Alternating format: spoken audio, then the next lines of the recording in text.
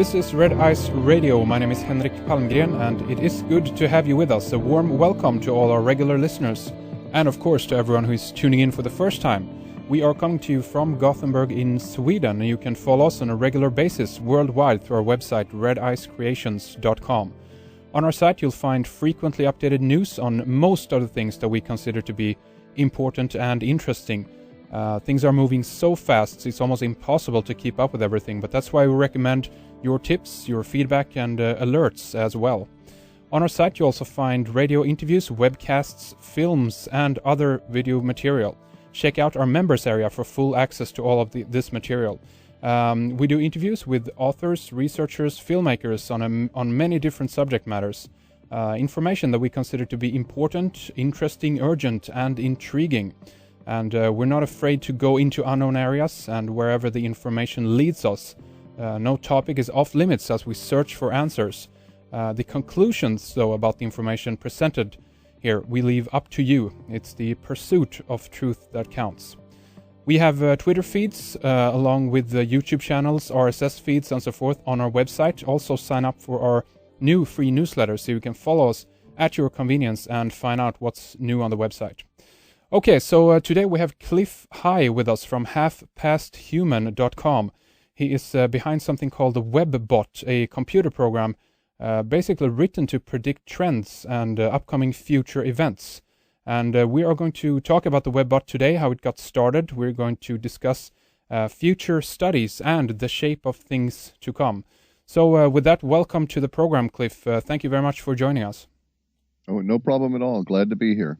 You know, we've gotten quite a few requests from our listeners to get you on the program to talk about your work over at halfpasthuman.com, the Webbot and so forth. So I think that many will be familiar with you and your work and the story in general. But for those of us who don't know that much about it, maybe you can give us an overview, a quick kind of background on what the Webbot is, what it does, a little bit how it works, and also I guess then in terms of how it can help us to predict future events, Clif. Sure. The basic concept is that all humans are psychic in some degree, just the way all humans are short or tall in some degree. And the second corollary to that is that the humans are psychic, and whether they know it or not, they're leaking out some of their psychic impression in their particular choice of words in casual everyday conversations, including those conversations that are expressed on the internet. And that we are able, with software that goes out and reads such conversations, to gather in all of these millions of psychic impressions, boil them down to a thick syrupy mass, and skim the top of it for forecasts. And it's you and George who are basically behind this program, but you're the original author of the code, so to speak. Is that right?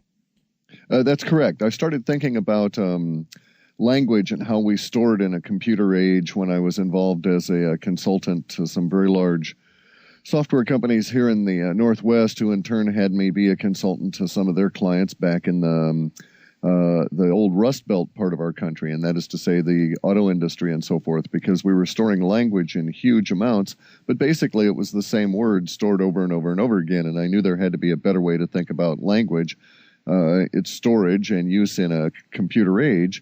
And one thought led to another, and this was in maybe 1993 or 94. I started thinking about the idea of how language shifts over time, which led to an emotional quantifier for language, which led to the idea that, well, maybe those emotional quantifiers could be captured and used for specific purposes. The original idea was to forecast emerging interest in stocks and so forth, and therefore be able to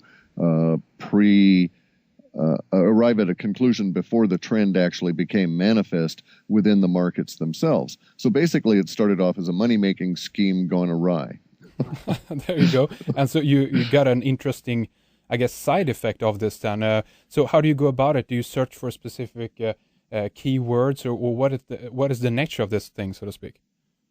It's actually about 340 some odd executable programs at this stage, most of them written in Prolog for the data processing itself. there's, maybe, I don't know, 50, 80 or something like that, programs written in C and Perl that actually go out and do the data gathering.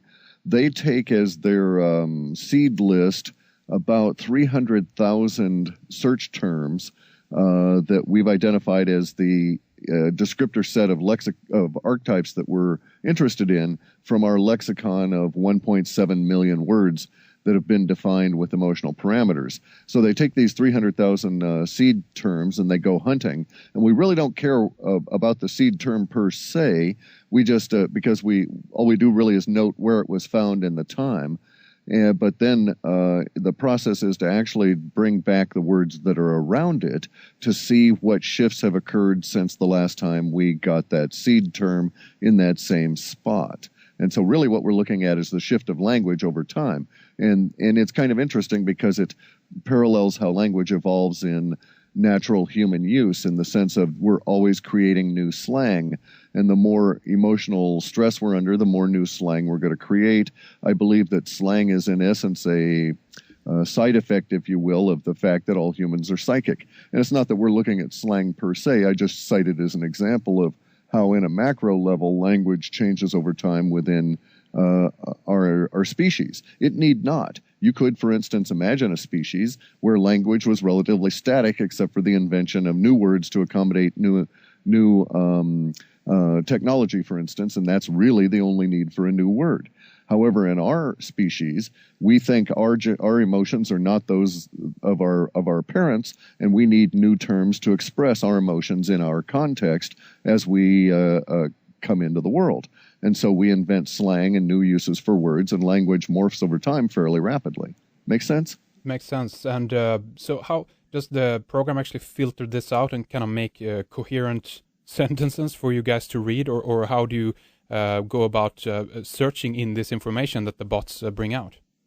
It's very much more complex than that. I wish it did spit out the sentences. Then I wouldn't have to write the reports and the interpretation. I could just gather all those, paste them in a document. There you go. Yeah. No, what it does is it brings back words associated in a mind map, if you will, relating to high-level archetypes, primary, secondary, tertiary support for those archetypes, and then down ultimately into detail levels. So you think of it as like a pyramid. So the seed word comes back at the very top of that pyramid, and then associated with that might be 30 or 40,000 words going down to the detail level. And it's up to the humans that look at this model that we've devised that's a visual representation of all of this, to decide what a hot spot is, and then go and drill down into those 30 and 40,000 words and see if there's anything interesting there. So it's a little bit more complex than you might imagine. Yeah. A lot of it is based on the visual impression we get from our 3D IntelliCAD representation. Basically what I did was to take a free open source CADware, IntelliCAD, and then I wrote a Lisp program that uses 1 pixel per descriptor set and alters intensity, hue, and color based on the level of the shift involved in the language as a result of an emotional or a sum of emotional values. And so you actually look at little bright pixels, and it looks like a very chaotic aquarium, if you will. That's interesting. And how could you, for instance, do you know if you could take this information and put it into another kind of filtering program? For instance, could you create like a tag cloud or something like that, where you actually see kind of keywords, and the bigger they are, the more resonance they carry, so to speak? Yes, you could, but what prevents us from doing that is just the sheer volume we're dealing with. So we might read 100 million keyword instances in order to create a report. Of those 100 million, we'll probably discard 20 or 30 million for various different reasons, and we're left, say, with 70 million that are active or effective. And just representing that level of complexity pretty much bumps us out of most display formats. Does that make sense? Yeah. And you mentioned emotional parameters. Maybe you can talk a little bit more about that. What do you mean with that? I decided that way back in the early 90s, it just came to the conclusion that the reason we create slang is, as I said, is an emotional response to the world around us. So as we're growing up and we're teenagers, for instance, it doesn't matter what culture you're in, you find yourself in a situation where your emotions, in the context that you're experiencing them in your physical reality, is perceived to be different from your parents. And so it is emotion that really drives the creation of new language and the use of language in new and interesting ways. This emotion could be the result of normal teenage angst, or it could be a collective social pressure because of oppression